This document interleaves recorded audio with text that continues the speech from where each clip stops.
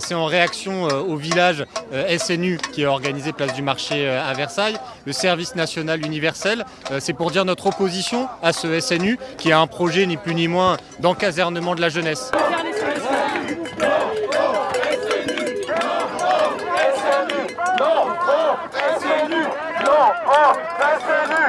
Contre l'embrigadement de la jeunesse, la militarisation de la société, la préparation peut-être à des troupes de réserve pour une future guerre, surtout si on considère que les jeunes de 16 ans, c'est à l'école qu'ils apprennent la citoyenneté, c'est à l'école qu'ils apprennent à être ensemble, c'est à l'école qu'ils apprennent à réfléchir, c'est à l'école qu'ils apprennent à être des citoyens, c'est pas avec l'armée. L'argent pour l'école, pas pour le SNU. On est venu s'opposer à la caravane du SNU parce qu'on n'est pas très pour que les jeunes se fassent embrigader là-dedans.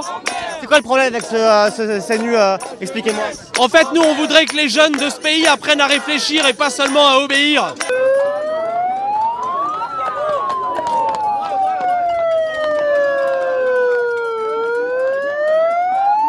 Encore merci monsieur le maire, madame la députée.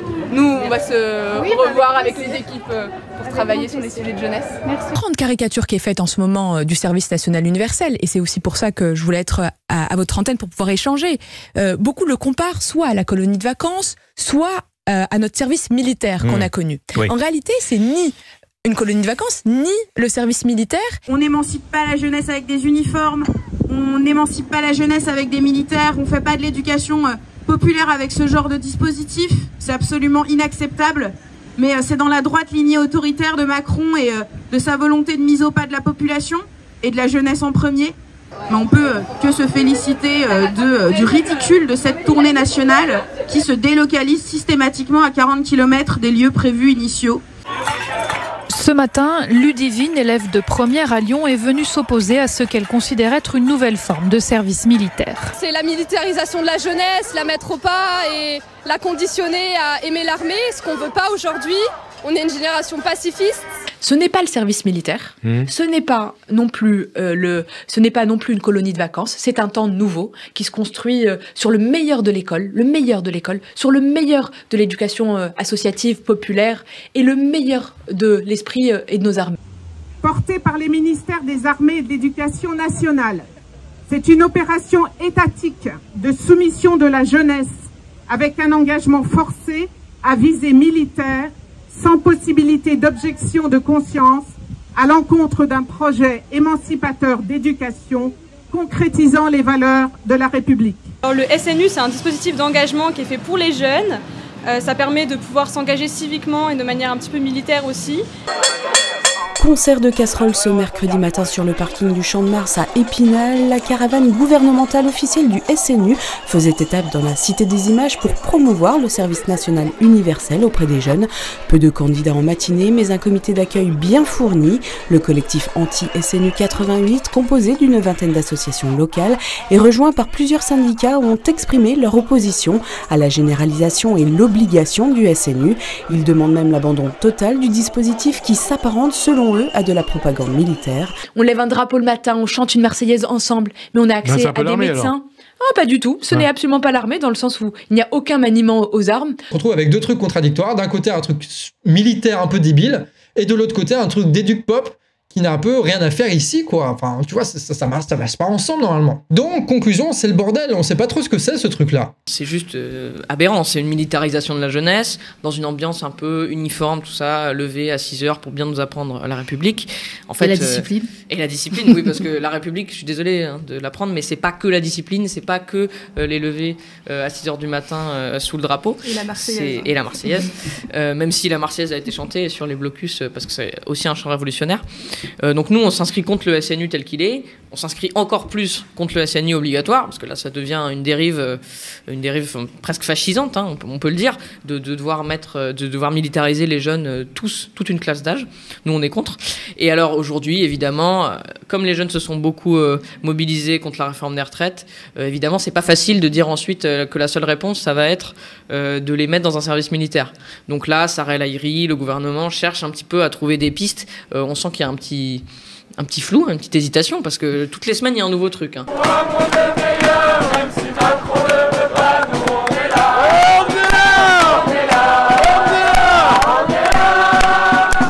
la suspension du SNU, il faut l'entendre comme la démonstration que dès qu'on commence à déferler dans la rue, dès qu'on commence à bloquer nos universités, à être 1000 dans les assemblées générales étudiantes comme à Tolbiac, à Paul-Valéry, à Montpellier ou à Toulouse, le gouvernement flippe et essaye en fait de donner quelques petits gages. Après, il n'y a pas que ça, il y a la répression policière qui est aussi une des réponses et la réponse principale en réalité d'un gouvernement qui est aux abois et qui n'a que la police pour contenir en fait la colère énorme qui existe dans la jeunesse et dans le monde du travail.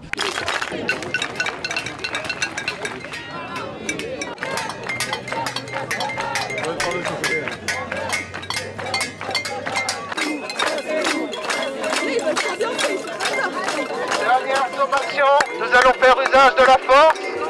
Vous devez quitter les lieux immédiatement.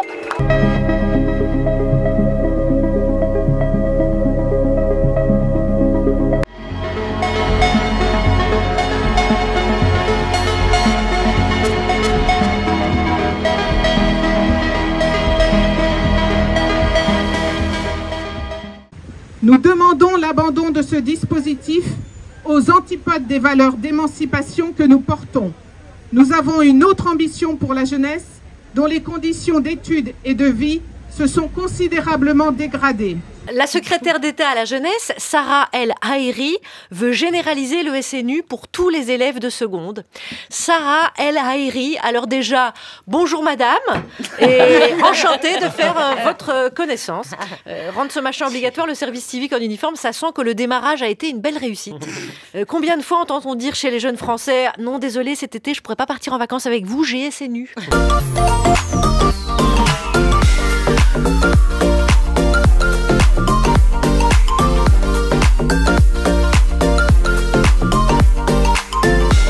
Alors certains élus reprochent au SNU d'être trop militarisé. Alors moi j'ai vu les vidéos qui tournent sur Twitter. Ça va. Certes ils sont en uniforme mais ils font des chorés en fait. Un pays qui voudrait nous attaquer pourrait pas, il serait mort de rire avant.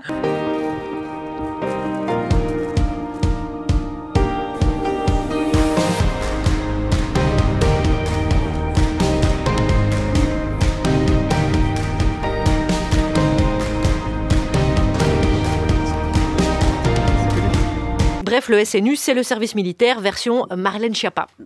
Alors, avant, les jeunes avaient peur de partir faire leur service militaire. Ils étaient là, non, je veux pas y aller, j'ai pas envie de ramper dans la boue et de me faire gueuler dessus toute la journée.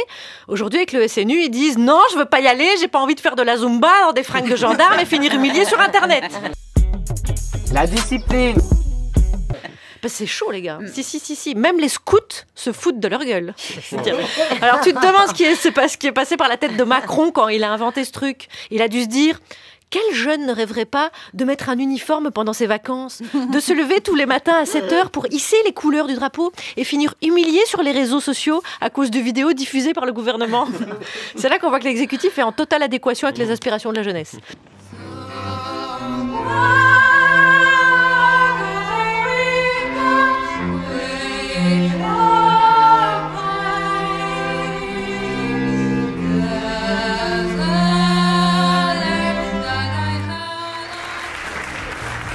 Notre devoir en tant que jeunes est de se remémorer de notre histoire, de se souvenir de nos symboles et de transmettre nos valeurs. Alors peut-être que si on veut renforcer le patriotisme chez les jeunes, il serait plus efficace de leur proposer des repas à 1 € quand ils sont étudiants plutôt que de claquer des millions pour leur apprendre à chanter la Marseillaise dans des pantalons mal coupés. Le projet de Macron, c'est d'envoyer tous les lycéens pendant 2 semaines dans des casernes dans lesquelles ils devront entre autres se lever à 6h du matin pour aller se mettre au garde à vous sous un drapeau français et chanter la Marseillaise. Il y a des jeunes, il faut leur mettre un uniforme sur le dos et leur apprendre les valeurs de la République avec un côté un peu militaire parce qu'il n'y a rien de tel que l'armée, n'est-ce pas, pour former des bons Français. Enfin, tout ça est absurde. Mais je veux dire, le plus condamnable, c'est qu'ils se moquent de jeunes garçons et de jeunes filles qui ont 15-16 ans, qui prennent 15 jours de leur temps pour se former. Donc vous dites les 50 000 qui sont actuellement... Et bien sûr, ils se moquent d'eux. C'est aussi une certaine vision de la jeunesse. La jeunesse, elle n'a pas besoin d'être dressée pendant 2 semaines dans des casernes. Elle a surtout besoin d'avoir des moyens dans les écoles ou dans les universités. Ils se moquent de leur engagement. Ils se moquent du fait que ces jeunes sont partis découvrir l'autre, qu'ils ont appris les gestes qui sauvent, ils ont été fermés en cas de catastrophe naturelle. Une polémique qui n'a pas de sens.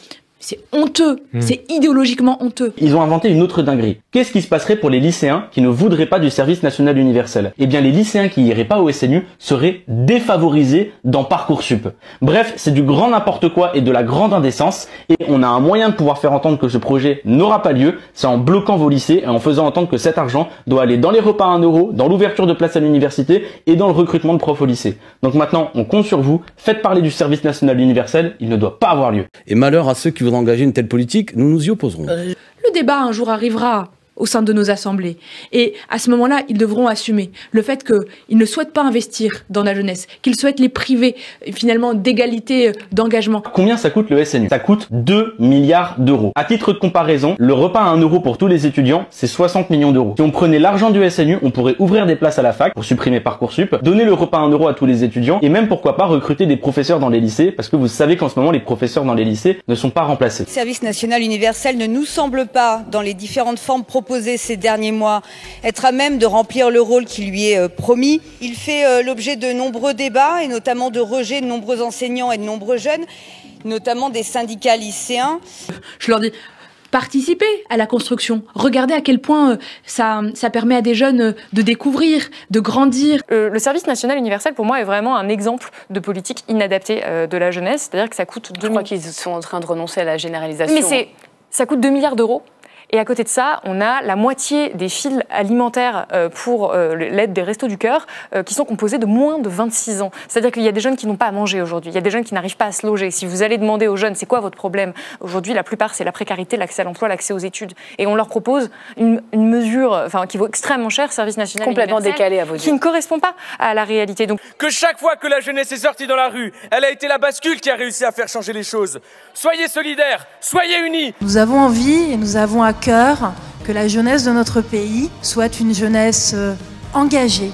Commençons par le plus simple, l'engagement, en remarquant tout de même qu'un engagement obligatoire, c'est plus vraiment un engagement, c'est une obligation, voire c'est une corvée. Si l'idée, l'objectif, c'est de faire du SNU un vecteur de l'engagement des jeunes, le simple fait de vouloir le généraliser, ça me semble être un non-sens. Pour le généraliser, puisque c'est la demande qui m'a été faite par le président de la République, je m'appuie sur 2 grandes institutions. Nos armées, puisque je suis rattachée au ministre Sébastien Lecornu, et à l'éducation nationale, au ministre Pape Ndiaye. Et grâce à l'expertise et l'expérience de ces 2 grandes maisons, ma mission, c'est de le généraliser. Ça veut dire quoi concrètement? Voilà. Concrètement, le généraliser, ça veut dire soit le rendre dans le parcours, le temps scolaire et dans le parcours scolaire pour tous les jeunes. Donc le SNU pourrait avoir lieu pendant le temps scolaire. Toute une classe de seconde, par exemple, passerait alors 12 jours dans un centre dédié avec un de leurs profs qui aurait déposé un dossier pour les inscrire et pour les encadrer. Ils seraient rémunérés dans le cadre des missions supplémentaires confiées aux enseignants à la rentrée prochaine, le fameux pacte. Il est sûr que le SNU, de par les valeurs qu'il promeut, de par également sa dimension de cohésion et de mélange social avec des jeunes qui viennent d'un peu partout, est un élément, est une brique intéressante et extrêmement valable. Et maintenant, on vient nous expliquer que la solution pour compenser toute une scolarité d'absence de mixité sociale, ce serait 12 jours à défiler au pas en portant des casquettes. Pardon, mais ça n'est pas sérieux. Ce que je vous dis, c'est que 12 jours de service national universel, c'est un projet pédagogique qui est fait dans le cadre de la classe. Ça, j'ai compris. Eh oui, c'est essentiel. Donc c'est en cohérence avec le programme. Ça vient faire de l'éducation morale et civique. Eh oui, c'est un bout d'apprentissage. Et l'apprentissage de base. On apprend le français, les maths pendant vos 12 jours de SNU? Non mais monsieur Bourdin. Qu'est-ce qu'on apprend? L'histoire-géographie, très bien. On apprend le vivre ensemble, très bien. Mais moi je vous demande, est-ce que les journées scolaires des enfants sont surchargées ou pas? Je vous pose une question sur l'équilibrage de l'année scolaire. Je vous réponds très sincèrement. Sur le rééquilibrage de l'année scolaire. Je vous réponds très sincèrement. Attention, l'année de seconde, c'est l'année où il n'y a pas d'examen. Le ministère de l'Éducation nationale et de la jeunesse est évidemment très en soutien du SNU et de sa montée en puissance progressive à partir de l'année prochaine. On a eu hier matin un échange avec les 2 ministres, avec Pape Ndiaye et Sarah El Haïry. Ils nous ont bien précisé que c'était sur la base du volontariat des élèves, mais on va se retrouver dans des situations absolument ubuesques du point de vue de l'organisation. On sait que forcément des parents ne vont pas vouloir que leurs enfants aillent au SNU, donc on va avoir des moitiés de classe qui restent, d'autres moitiés qui partent. Quand on évoque cette question-là, la ministre, elle répond que de toute façon ce sera pas pire qu'un voyage scolaire. Enfin, c'est dire à quel point elle traite ça avec beaucoup de désinvolture, alors qu'on est face quand même à un enjeu qui est celui de faire réussir nos élèves, d'apprendre des choses à nos élèves, de leur transmettre des connaissances. Et là, on leur enlève 12 jours de cours. Donc c'est vraiment une très mauvaise décision. Et en plus, c'est une décision que le gouvernement impose alors que toutes les organisations syndicales sont contre le SNU sur temps scolaire. Il y a une unanimité contre cette décision et pourtant le gouvernement passe en force. Je reprends les mots, j'écoutais juste avant que notre entretien commence, la responsable, je crois, du SNES et de la FSU qui indiquait que la même secrétaire d'État qui disait ce qu'il y a de formidable dans ce projet, c'est que les jeunes vont se brasser entre différentes origines de toute la France, etc. Et là, la proposition qui est faite selon Politis, mais j'ai tendance à les croire, c'est que c'est un des petits centres de proximité où en fait c'est les mêmes personnes, des mêmes quartiers qui vont se retrouver. Information confirmée par France Info, pas de mixité géographique. En bref, les enseignants des lycées pourront déposer une candidature pour que leur classe réalise un séjour de cohésion de 12 jours dans le milieu scolaire. Tous les élèves qui accepteraient de participer à ces classes seraient récompensés par la suite sur Parcoursup. Alors, le projet ressemble un peu à une forme de chantage, non? Qu'est-ce que vous en pensez? Ah bah oui, complètement. Oui. Déjà que Parcoursup c'est absurde, si on rajoute à ça le fait qu'on est favorisé si on fait le SNU, bon, bref, tout ça n'a aucun sens. Nous on est contre le SNU, on écoute Parcoursup et donc les petites combines pour que les gens s'engagent de manière obligatoire dans le SNU, c'est pas du tout notre tasse de thé. Donc il y a vraiment beaucoup de colère chez nos collègues qui nous disent que de toute façon eux ne comptent pas s'engager dans ce projet-là et c'est certainement ce qui va se passer. Engager dans le monde associatif, dans le monde militaire, puisque propose un certain nombre d'engagements après volontaires dans le monde militaire. Après 18 ans. Hein. Bien sûr. Ou après... Donc avec maniement des armes. Hein. Un engagement militaire au sein de nos réserves.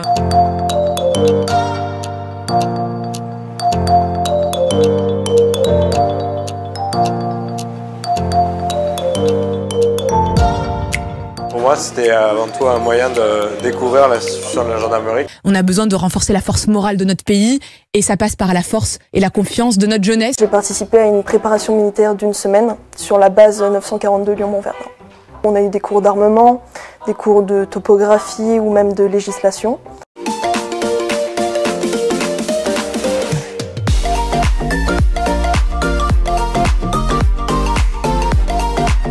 Ce qu'il faut bien comprendre, c'est qu'au niveau de l'armée, il y a un grand manque de recrutement.